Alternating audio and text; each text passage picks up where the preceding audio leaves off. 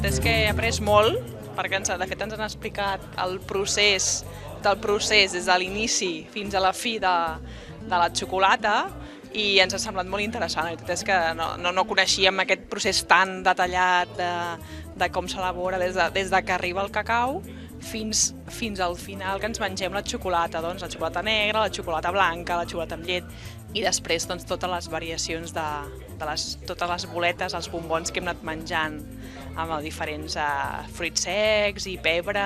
n'hi ha de molt originals, la veritat.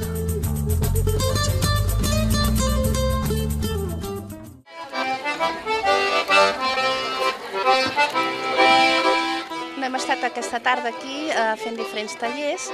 i llavors hem repartit la família en diferents espais. Hem estat aquí fent el taller de tasta, el xocolata Enric Rovira, i llavors nosaltres hem pogut assistir amb el meu fill de 3 anys amb un contacontes que han fet la llegenda de Sant Jordi, entre d'altres. I llavors hem aprofitat i hem volgut intentar fer una petita palma que ens han ensenyat com es feia tradicionalment.